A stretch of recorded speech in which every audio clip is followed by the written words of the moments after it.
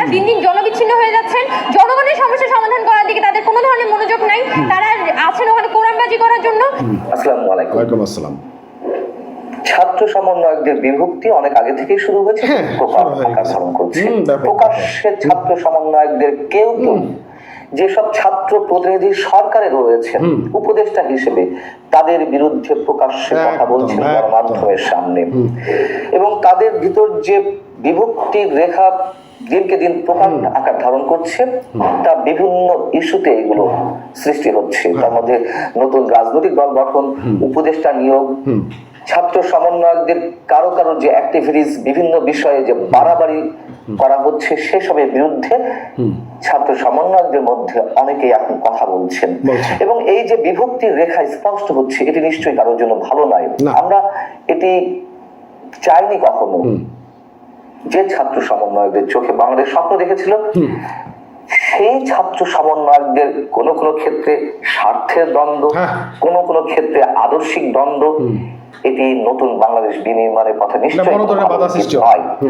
এবং পুরো সরকারকে ইঙ্গিত করে এবং ছাত্র প্রতিনিধি হিসেবে যারা সরকার রয়েছেন, তারা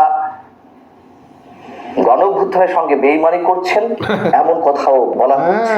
অনেকেই বলছেন। আমি যদি স্পষ্ট করে বলি, যেমন উমামা ফাতেমা একজন নারী, খুব সাহসী, তিনি বৈষম্য বিরোধী ছাত্র আন্দোলনের নতুন কমিটির মুখপাত্র। আচ্ছা, তিনি নানান বিষয়ের কথা বলছেন, এরকম আরো অনেকে বিষয়ের কথা বলছেন। শুধু তার বিষয়টি যদি সামনে নিয়ে আসি, তিনি গণমাধ্যমের সামনে যে বক্তব্যগুলো উপস্থাপন করেছেন, যে তিন উপদেষ্টাকে যে নিয়োগ দেওয়া হলো, তাদের সাথে পরামর্শ করে তাদেরকে নিয়োগ দেওয়া হলো। যদি এই প্রশ্নটি গত কয়েকদিন ধরে চলছে, আলী ইমাম মজুমদারের প্রসঙ্গে তিনি বলেছেন যে আলী ইমাম মজুমদারকে নিয়ে দীর্ঘদিন ধরে বিতর্ক চলছে, সমালোচনা চলছে।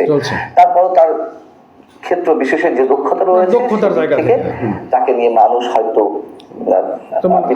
সমালোচনা করছে, চাইছে। এবং বিশেষ করে যেটি উল্লেখযোগ্য, আমি শুরু থেকে যে কথাটি বলে আসছি, আসিফ মাহমুদ সহ আরো দুই একজনের বিরুদ্ধে খুব স্পষ্ট হয়ে কথা বলেছেন বলছে ছাত্র সমন্বয়কদের মধ্য থেকে উমামা ফাতেমা। আসিফ মাহমুদকে যে স্থানীয় সরকার মন্ত্রণালয়ের মতো বড় একটি মন্ত্রণালয় দেওয়া হলো, সে প্রসঙ্গে এবং নতুন উপদেষ্টা সম্ভবত মাহফুজ আলমকে উদ্দেশ্য করে তিনি বলছেন যে এই যে উপদেষ্টাদের নিয়োগ দেওয়া হলো, তিন উপদেষ্টা, তার মধ্যে মাহফুজ আলম, শেখ বশিরউদ্দিন এবং মোস্তফা সরোয়ার ফারুকী, কি কারণে দেওয়া হলো, কোন যোগ্যতার ভিত্তিতে দেওয়া হলো, আরো অনেক বিষয় বলেছে। আমি সেই বিষয়ে পরে আসছি। আসিফ মাহমুদের বিষয়টি আগে আসি, যে তারা যে 3 মাস ধরে দায়িত্ব পালন করছে, সেই দায়িত্ব পালন বা যে মন্ত্রণালয়গুলোতে তারা ছিলেন, সেখানে তো সফলতার স্বাক্ষর তারা রাখতে পারেননি। আগে তাদের সেই কাজের অ্যাসেসমেন্ট না করে কেন আসিফ মাহমুদকে স্থানীয় সরকার মন্ত্রণালয়ের দায়িত্বে দেওয়া হলো, সেই প্রশ্নটি খুব তিনি জোরালো ভাবে তুলেছেন। এবং তিনি বলছেন যে কোন বিবেচনায় গভর্নমেন্ট এদেরকে রদবদল করলো, এবং সরাসরি বোঝা যাচ্ছে একবারে কোন কোট আনকোট, আমি বলছি উমামা ফাতেমার কথা, তিনি বলছেন যে সরাসরি বোঝা যাচ্ছে এখানে যারা ছাত্র প্রতিনিধিরা রয়েছেন, নানান ভাবে যারা উপদেষ্টা পদে আছেন, তারা দিন দিন জনবিচ্ছিন্ন হয়ে জনগণের সমস্যা সমাধানের জন্য তাদের কোনো চিন্তা ভাবনা নেই। তারা আছেন এখানে ওখানে কোরআনবাজি করার জন্য। এই যে কোরআনবাজি খুবই সিগনিফিকেন্ট একটি শব্দ। তিনি বলছেন যে এক একজন এক এক গ্রাম থেকে মানুষ নিয়ে এসে উপদেষ্টা পদে নিয়োগ দেওয়া হচ্ছে, নিয়োগ করছে,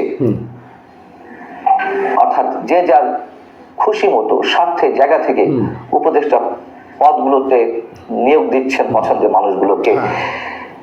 এই জায়গা থেকে মানুষ খুব বিরক্ত, মানুষের মধ্যে হতাশা কাজ করছে, অশান্তি কাজ করছে।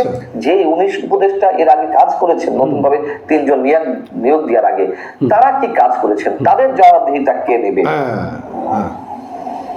সমন্বয়কদের কেউ কেউ বলছেন জিনিসপত্রের দাম আকাশ ছোঁয়া, আইন শৃঙ্খলা পরিস্থিতি রেজিস্টার করা যায়নি, এগুলো মানুষ ভালো চোখে দিচ্ছে না।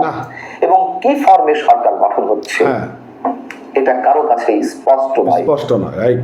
সরকার যদি মনে করে সবাইকে একটু একটু করে খুশি করে এভাবে চলবে, সেটা ভুল হবে।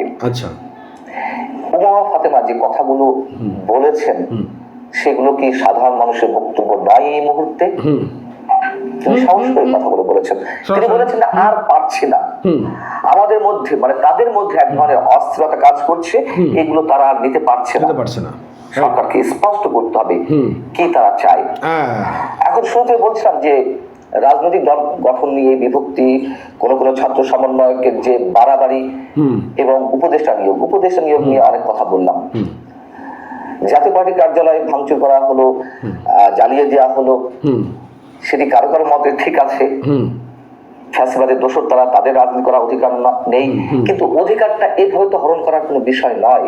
জাতীয় পার্টির বিষয়ে অসংখ্যবার বলেছি, তারা ফ্যাসিবাদের দোষর, তারা স্বৈরাচারের দোষর, তারা গণতন্ত্র হত্যার জন্য দায়ী, কিন্তু এইভাবে আর এক ফ্যাসিবাদের জন্ম দেওয়া হবে নিশ্চয়ই, এটি কেউ চায় না। ছাত্র সমন্বয়কদের মধ্যে যারা উদারপন্থী আছেন তারাও এই কথা বলছেন। একইভাবে নতুন রাজনৈতিক দল কেন গঠন করতে হবে? কিংস পার্টি নিয়ে কথাবার্তা হচ্ছে যে সরকারের ছত্র ছায়ায় নতুন একটি রাজনৈতিক দল ছাত্র সমন্বয় একটা করতে যাচ্ছে। উমা ফাতেমার মতন অনেকেই সেটির বিরোধিতা করেছে যে ছাত্রদের কাজ শেষ, এখন যোগ্য ব্যক্তিদের হাতে দেশ তুলে দিতে হবে।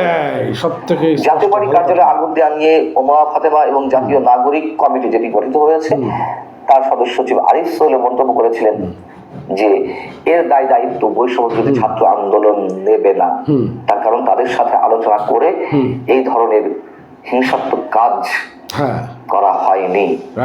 কিন্তু আমরা দেখেছিলাম যে সার্জিস আলম এবং হাসনাত আব্দুল্লাহ মতন সমন্বয়করা তারা বিপ্লবী চেতনায় এইভাবে দলীয় কোন রাজনৈতিক দলের দলীয় অফিস আগুন দিয়ে জ্বালিয়ে ভাঙচুর করা হলো তাদের নেতৃত্বে, তাদের আহ্বানে।